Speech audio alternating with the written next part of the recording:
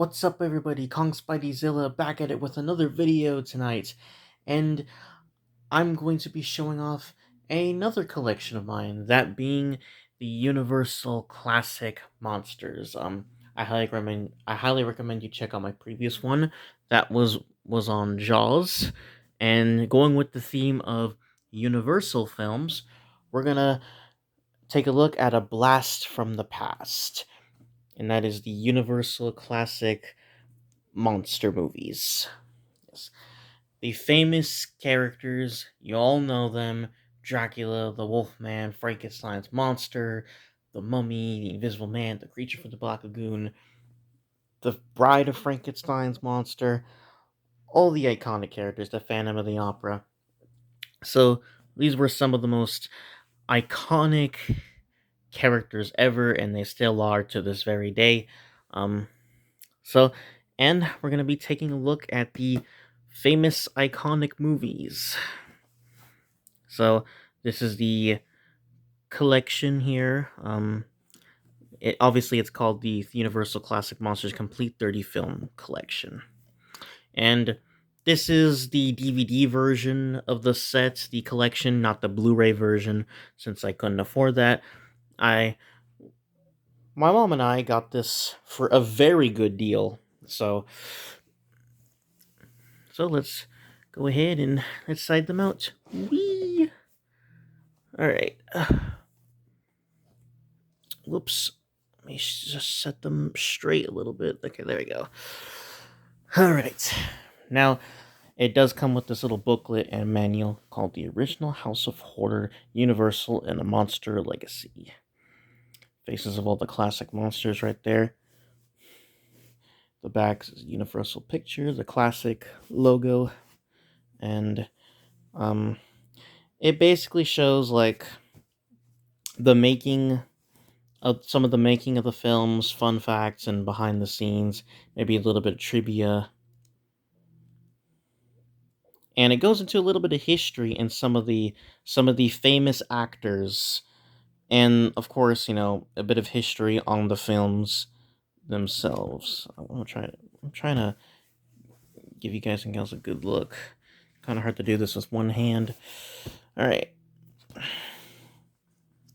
So here it is. I want to go by through this a little quickly. Yep. All the production photos. And as you saw right there, there was an image of the original Phantom of the Opera, the silent film version starring Lon Chaney. Obviously, the dad of Lon Chaney Jr. Lon Chaney Sr., yes. Bela Lugosi. Boris Karloff. It's alive! It's alive! Some of the most famous lines in movie history ever. And of course, horror history. The Mummy. Funny enough, another famous monster that Boris Karloff played. Like a long while back, I actually was surprised that Boris Karloff actually played another famous monster. So, The Invisible Man by Claude Rains. Well, obviously played by Claude Rains. Here's the Bride of Frankenstein. Elsa Lanchester. So, like, just some cool facts and that stuff behind the films. The Creature from the Black Lagoon. So, and then a bit at the end, you get, like, a showing of some of the movies. The Abbott and Costello ones are pure fun. I know I've only watched, like, a couple of them, but they're just pure fun, and that was just only the two I watched, and I'm hoping to get to the third one soon, that being the Invisible Man one. Alright, so I'm gonna warn you, I have not watched every single one of these, but I will tell you that I have watched most of them. The only ones that I didn't watch was I'm sorry, it's upside down, but the only ones I didn't watch yet were the rest of the Invisible Man sequels and the two Creature from the Black Lagoon sequels. Those are the only ones I didn't get the chance to see. I was watching them all with my sister, having a binge marathon. However, I guess we got distracted by other things, but maybe sometime, maybe we would like to watch, maybe somehow finish our marathon that's still going on. But we have watched most of these. I've watched pretty much most of these, close to being done with the marathon. So let's start off with the first one, um, that being Dracula. So this is basically these were all released separately, yeah, but however they made the collection where you can get all of them, in one good package. So that's why you may notice that some films are going to be repeated. For example, like there's Abbott and Costello Meet Frankenstein, right? And for the Frankenstein and Wolfman sets, they're going to be on those as well. So, but funny enough, you only have to worry about the ones that like kind of cross over. So, and fun fact, it was only Dracula, Frankenstein's monster, and the Wolfman are the only ones that crossed over with each other. So, like, I'm surprised, we didn't get like a crossover featuring the Mummy or the Creature from the Black Lagoon or the Invisible Man, maybe even the Phantom of the Opera somehow. But all right. Other than that, another thing which I really super like about this series, this classic series, is that it really made the concept of crossovers really popular. You know me, I'm kind of a crossover guy. It's been one of my dreams as a kid, seeing two favorite fictional franchises you that are favorites of yours, or two favorite fictional characters, sharing the same universe, the same movie, or the same story. Just epic stuff. And like this definitely did the whole cinematic universe thing before Marvel, long before Marvel and DC did their shared universes, even before Godzilla, with technically that tried to start a cinematic universe as well back in the early days. So, yep, because Rodan and Mothra were their own monsters by Toho, but they evolved into Godzilla characters. So, and they all shared the screen in Ghidorah the Three-Headed Monster, and it began from there. So the first set, back to this, the first set is Dracula. So from 1931 to 1948. Saw the back already. I'm gonna tell you about my little opinions about the movies I've watched. Dracula, what can I say? It's the original classic masterpiece. Um, just from Dracula himself, played by Bela Lugosi, and then I forgot the actor's name who played Van Helsing, but he did an amazing job. The actors did a good job. Great story, just classic film. The atmosphere and like that that theme in the beginning, the Swan Lake music, just all of it, the atmosphere. All right, let me see. All of it just amazing, awesome film. Masterpiece, the original masterpiece. Same thing can be said for a lot of these. All right, so this is just a little advertisement thing, which is kind of funny. Alfred Hitchcock's iconic films. So another advertising, another set, another horror set. Um, yep, but there you go. But we have them already since we got them in this big box set here. So here's the discs: Dracula, Dracula's Daughter, Son of Dracula, House of Frankenstein, House of Dracula, Abbott and Costello Meet Frankenstein, and Dracula, the Spanish version of Dracula, and I believe that's like a special bonus feature, Universal Horror. I've never actually checked that out myself, but maybe might want to give that a watch someday. When I go back to this, so yeah, the Spanish version of Dracula, yes, so like it's kind of hard to describe, but it is a Spanish version of the film, and apparently there was the Spanish crew right there alongside the English crew. So, and they were basically watching uh the English crew, basically do their movie, and then they would step right in and like film their version. So, like that's why you notice it's the same set when you watch the Spanish version. So I do like the Spanish version. I think it's pretty entertaining. Um, Now it's a little subjective onto which version you prefer. The Spanish version definitely has like more technical advancements since they learned from the original version. I don't know, just something about me prefers the original version, in my opinion, because of just, I don't know, just like Bela Lugosi's iconicness. But the Spanish version is great too. Um, Now the other films, Dracula's Daughter, I think it's a great sequel to the original 1931 movie. It takes a very warning, there might be a spoiler alert in these. Like it takes a very bold move of like not even having Dracula in the film. So yeah, but it's like Bela Lugosi's Dracula haunts the movie though. He only like makes an appearance in like the in terms of like a wax dummy, in the coffin. So a Son of Dracula, I remember it being like enjoyable. Like I don't think it was as good as Dracula's Daughter, but I remember it being enjoyable. There's some interesting plot moments here and there. I'll I want to save the crossovers for when I get done talking about all of them. So I got done talking about the Dracula films. Now on to Frankenstein. So from what I heard is that apparently people complain because this is, in terms of the picture they used for the DVD cover, this is apparently Glenn Strange's body with Boris Karloff's face. So it's very weird, but I don't know why they did it like that. But I personally never caught it, and I don't mind it. So, yep, 1931 to 1948. It is actually known that it is the first long-running horror franchise. For 8 films. So it's kind of the biggest collection out of these multiple DVD sets. Get all the scenes from the movies. Um, Very classic. Frankenstein, again, just like the first Dracula. I mean, it's the original classic masterpiece. Boris Karloff's amazing performance as the monster.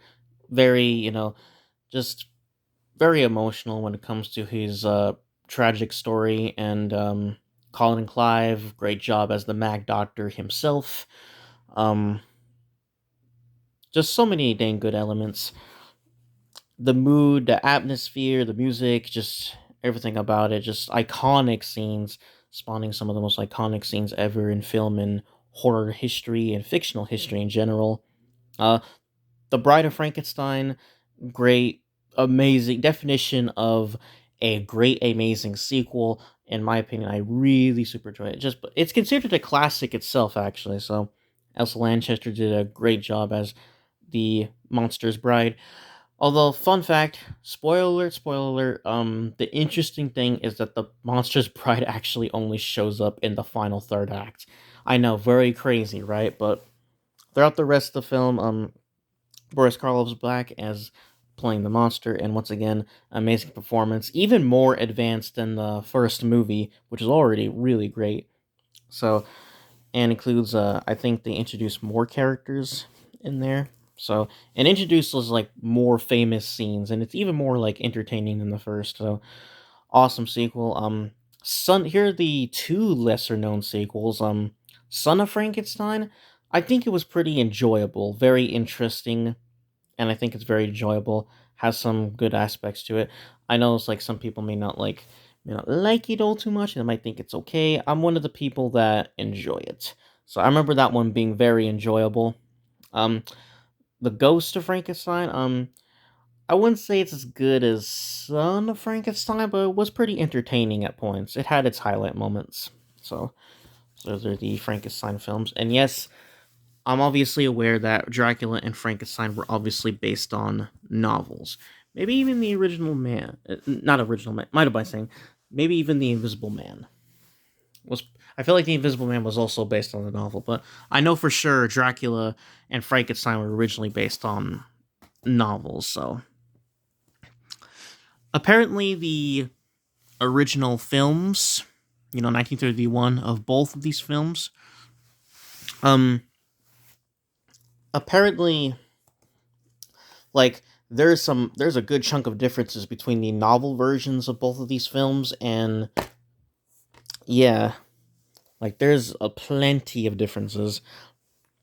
So maybe in terms of the books, like maybe not the perfect adaptation, but they sure are classic masterpieces. So I saw this same thing. Um, Now the thing that sucks about this one is that it came already kind of messed up. So the disc works just fine, but um, it kind of yeah, it kind of broke. That's why you may notice that there is a piece in here, and sometimes this one kind of has a tough time, sitting in there. So yeah, all the films. There you go. Let me see if I can put this one back in. Hold on. All right, had to cut for that one. All right, there we go. So there's Frankenstein, and of course we have the third big guy in terms of the Universal Classic monsters.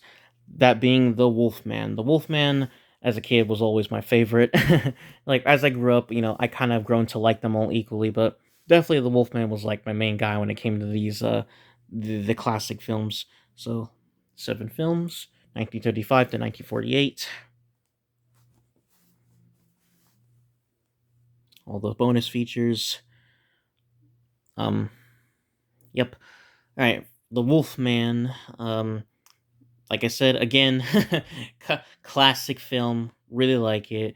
Really enjoy it. Lon Chaney Jr. Amazing, spectacular job.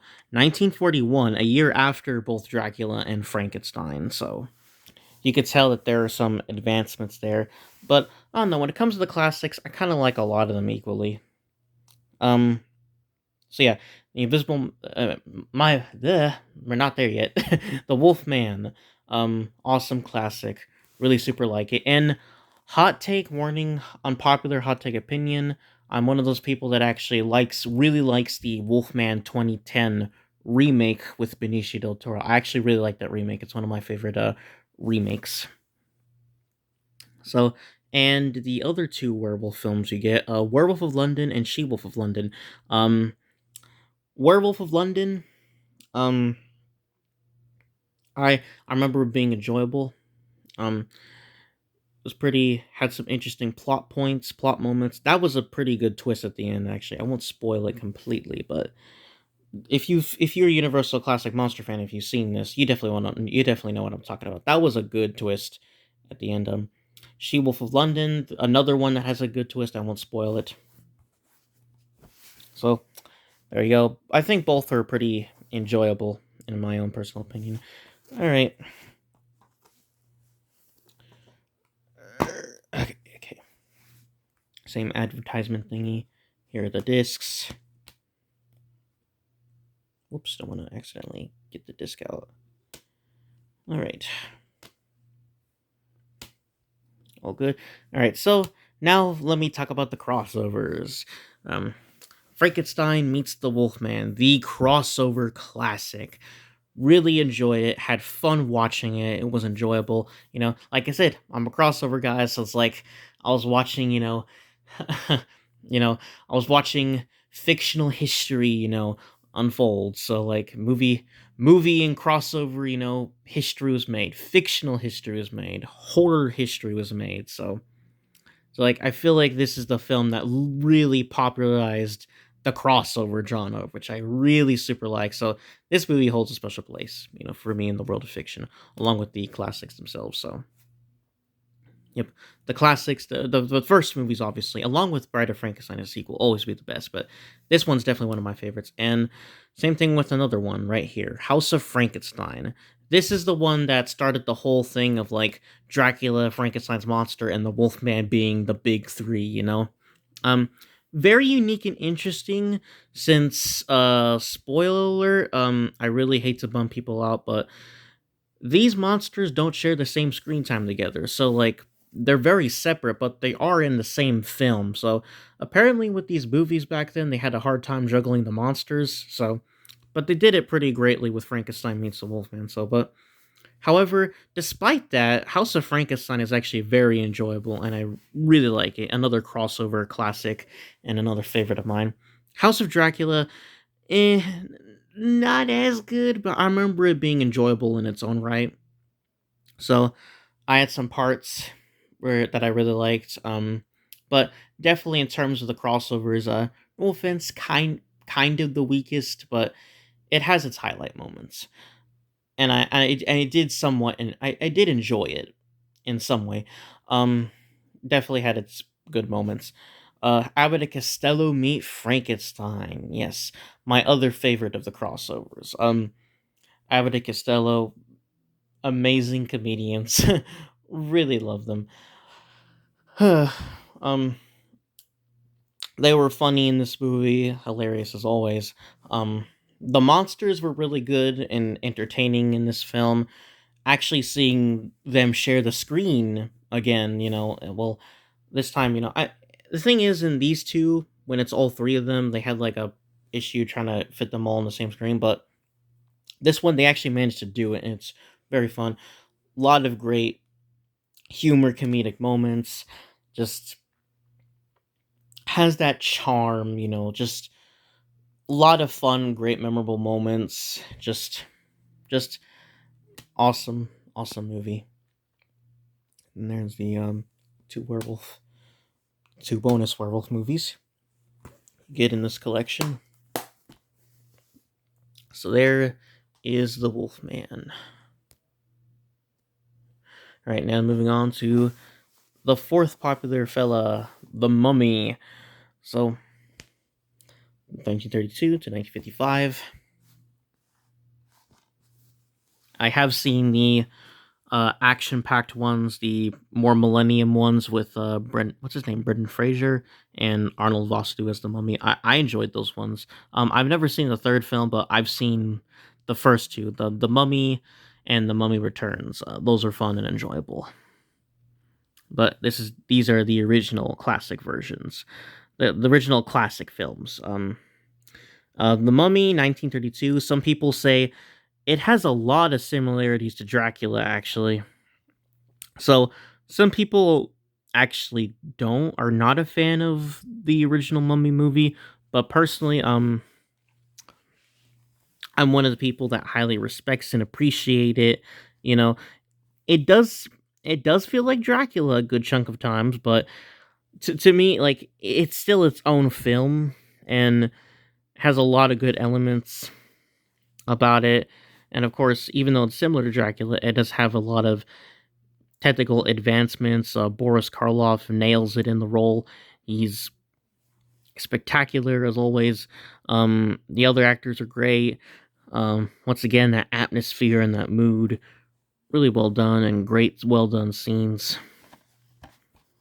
The horror and suspension was actually really well done in a lot of these older films. All right. The fun fact, the sequels have nothing to do with the original Boris Karloff mummy. Funny enough, in the Mummy's Hand, I believe the Mummy's played by Tom Tyler. Is that his name? And then these other three sequels, the Mummy's played by Lon Chaney Jr.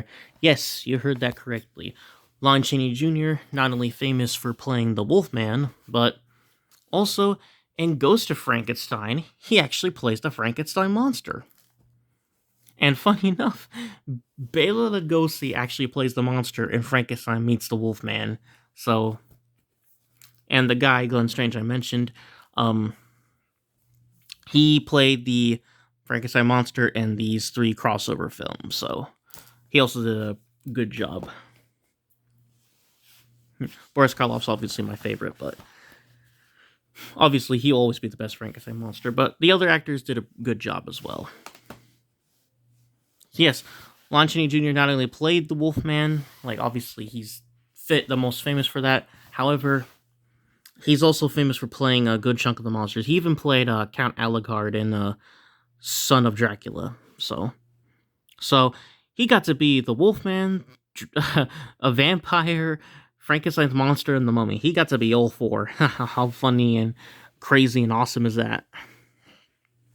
All right, so these Mummy sequels have nothing to do with the first one, which is weird, kind of like a reboot type of thing. But the Mummy's Hand, I remember it being an enjoyable movie, enjoyable classic monster movie.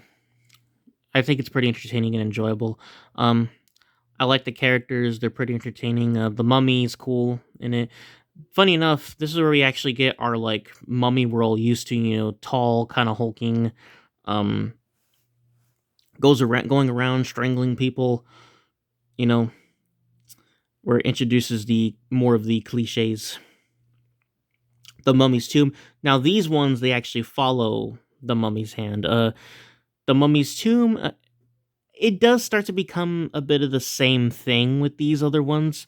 The mummy's tomb. I remember it having its own unique elements and enjoyable. The mummy's ghost. Same thing is going to be for these. I believe the mummy's ghost is the one that has a certain cool plot twist ending to it. So like pretty crazy. Has its own unique elements. So does the Mummy's Curse. Maybe the Mummy's Curse might be the weakest, but I remember it being at least having some form of enjoyable moments. Um, and Abbott and Costello meet the Mummy. Very great, very fun, very hilarious. Um, Great moments, a lot of fun with Abbott and Costello. So, and of course, Abbott and Costello are great as they always are. So, anyways, whoops, forgot to show you. There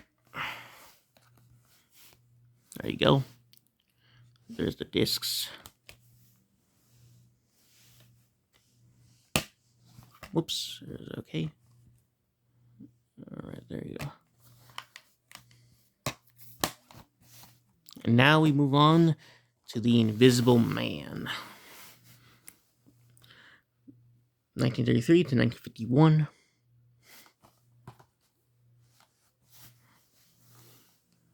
So, The Invisible Man, the original from 1933. Once again, another awesome masterpiece classic. Very fun, it's actually very fun and entertaining. Has good atmosphere and a good mood. Has a uniqueness to it. Claude Rains, he kills it in the role. Very amazing performance. Very, very entertaining, actually. So, a lot of great scenes, and like really not that much I could say. Like it's really the classic. So a lot of, although I would say like out of the classics, this might just be like the most entertaining one. So, all right. Now, sadly, I can't say anything about the others. Massive bummer I didn't get to watch Abbott and Costello Meet the Invisible Man yet, but someday I will get around to it. But that one's obviously going to be awesome. All right. These sequels sound interesting. The Returns, The Invisible Woman, The Invisible Agent. So, The Invisible Man's Revenge. And Abbott and Costello Meet the Invisible Man. Although, funny enough, this one didn't come with the advertisement thingy, funny enough. I was thinking the same thing, but then in The Creature from the Black Lagoon, like, there it is again. Like, what? That's inconsistent. Anyways, speaking of, here's The Creature from the Black Lagoon. The shortest, in terms of, like, legacy collections, 1954 to 1956, only 3 films. And another one, I never got the chance to see the sequels. We'll get around to it someday. But I did watch the first one. I really enjoyed it. Pretty entertaining moments. The actors who played the Creature from the Black Lagoon, I believe the names are... Ooh. I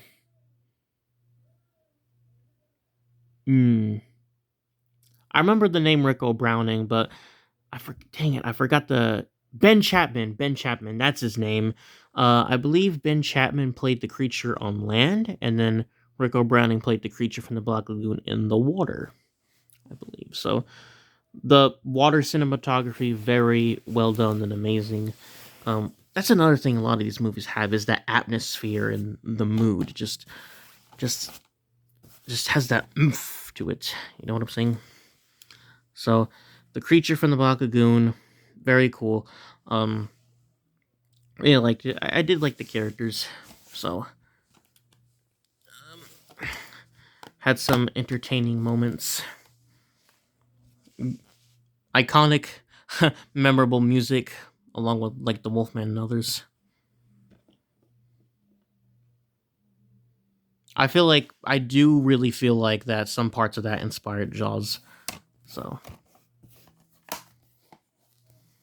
so another great classic from 1954, same year as Godzilla, and The Invisible Man, same year as King Kong.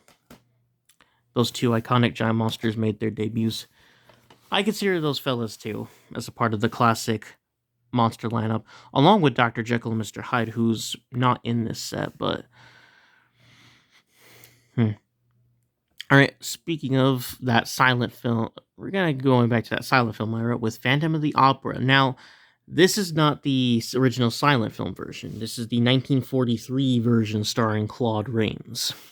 Now, I sadly never got around to watching the original silent film version, but I did watch this version. I enjoyed this version personally. I liked it. So, I think Claude Rains does a pretty dang good job. Um, I don't know if people are a fan of this one, but personally, I really enjoyed it. So, someday I'll get to watching the original silent film version starring Lon Chaney Sr., hopefully. Anyways, Anyways, that is it for the classic collection. As we all know, some of these characters would go on to inspire some of the other most famous fictional characters of all time. Obviously, Dr. Jekyll and Mr. Hyde and the Wolfman and Frankenstein's monster will go on to inspire the Incredible Hulk, so really cool. And the concept of Peter Parker getting bitten by the radioactive spider and becoming Spider-Man, obviously, feels like something right from the Wolfman movie, doesn't it? And of course, can't forget that Dracula was one of the inspirations for Batman. So, and I did watch that animated crossover where Dracula fights Batman. That was pretty fire. I like that animated film. Pretty fun. Anyways, that is going to be it for the collection. Hopefully I can put it in there. There we go. That's the booklet. Those are the DVDs. Awesome movies. Classics of the genre. Masterpieces. Definitely recommend this set to anybody who wants to see these movies. And, but and if you somehow don't have the money to get this, I'll say take your time and start buying them separately. I don't know if you're going to be able to get Phantom of the Opera. Maybe you can find a solo copy of that somewhere, but anyways, maybe grab what you can, or maybe get the Blu-ray version if you have more money than I do. Or maybe buy them separately on Blu-ray. Anyways, that's gonna do it for this video. Happy Halloween, people. Happy Halloween, dudes and gals. Thank you, dudes and gals, so much for watching. Love you all. Thank you guys and gals, so much for watching. Love you all. Thank you all. Take care. And as Good Old Kong Spidey Zilla says, peace out. And what he normally doesn't say, but for special holidays, Happy Halloween.